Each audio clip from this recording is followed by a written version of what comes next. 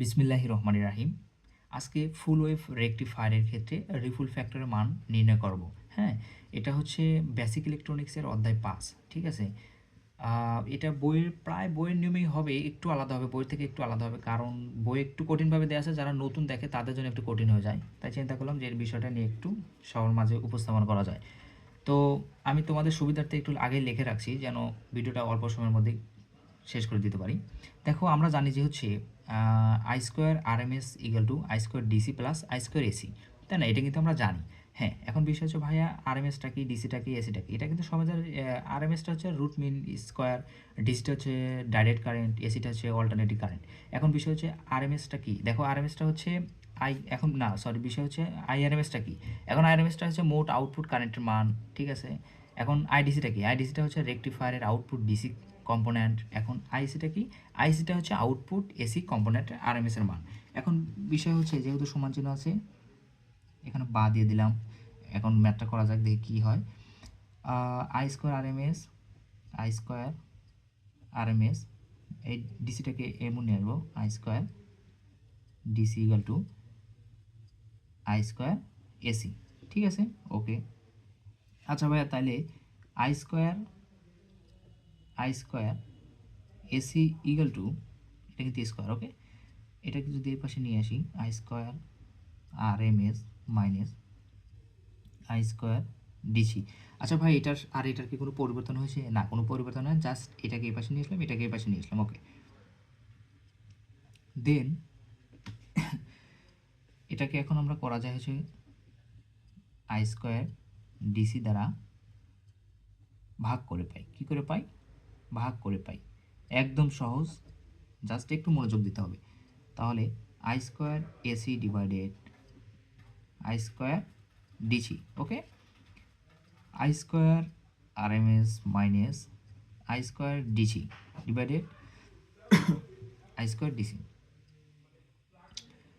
I square DC, তাই না? তো দেখো তো ভাই, এখানে আই স্কোয়ার, এটা তো আই স্কোয়ার দেওয়া আছে, সুতরাং আমরা কিন্তু এই আই স্কোয়ারকে তুলে দেওয়ার জন্য এই পাশে আমরা রুট দিতে পারি। আচ্ছা ভাইয়া, তাহলে রুট দেই। যেহেতু এটা হচ্ছে রিপুল ফ্যাক্টর, সেক্ষেত্রে আমরা রিপুল ফ্যাক্টর জানিছে I AC divided I DC.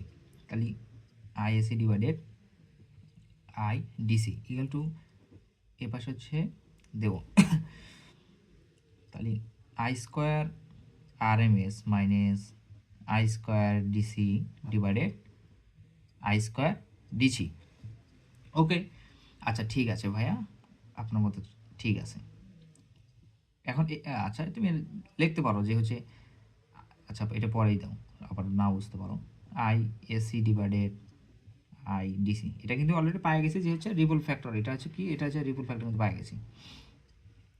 তো ভাইয়া, এটা তো দুইজনেরই আছে, I square R M S I square DC, আবার I square DC divided I square DC, দুইটা তাদের। আচ্ছা ঠিক আছে, দুইটাকে দিয়ে দাও, I square R M S divided I square DC minus root over I square DC divided I square DC.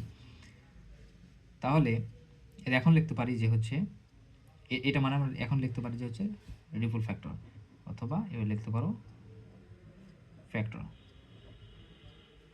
ঠিক আছে, রিপল ফ্যাক্টর লিখতে পারো। এখন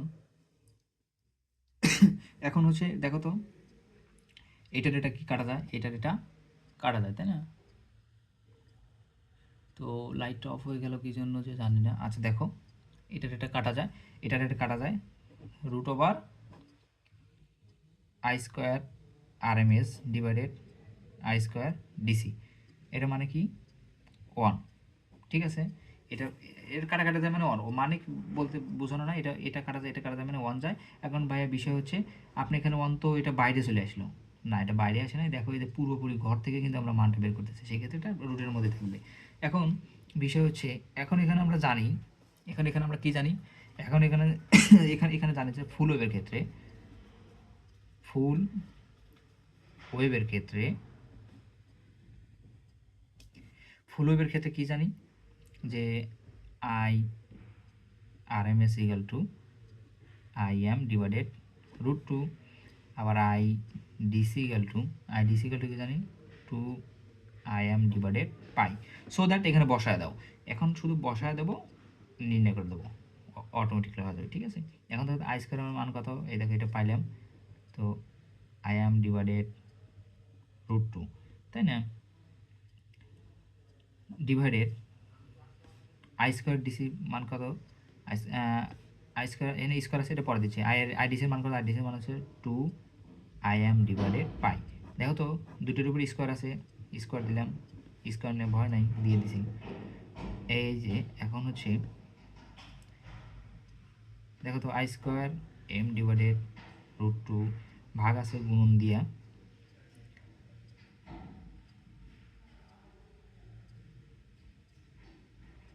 ভাগ আছে গুণন হয়ে গেল। এটা কিন্তু কাটা যাবে এখন। ঠিক আছে, √2 কাটা গেল, এটা কিন্তু আর দেওয়া দরকার নেই। এখন হচ্ছে π² ডিভাইডেড 2 × 4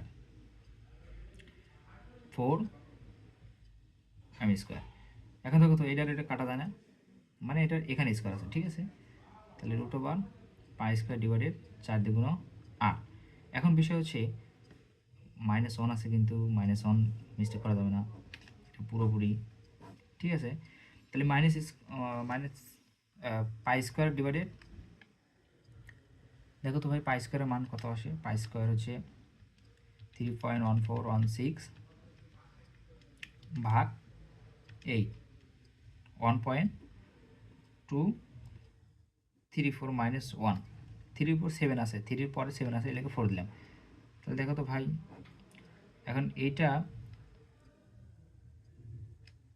তুমি 1.34 - 1 দিলে কত আসে, 0.234, এটাকে রুট করলে কত হয় দেখো তো, √0.234 0.48, এটাই হচ্ছে কাঙ্ক্ষিত অ্যান্সার। ওকে, এটা হচ্ছে কাঙ্ক্ষিত অ্যান্সার। সো দ্যাট এটা আমারই কিছু না, একদম ইজি ম্যাথ। আশা করি তুমি বুঝতে পারছো। যদি কোথাও বুঝতে না পারো, এটা না বোঝার কিছু না, এটা বাচ্চারাও এটা পারবে। আশা করি তুমি বুঝতে পারছো। যদি বুঝতে না পারো, ভিডিওটা আবার একটু রিপিট করো, আশা করি বুঝতে পারবা। আজ এ পর্যন্তই, সকলে ভালো থাকো, সুস্থ থাকো, আল্লাহ হাফিজ।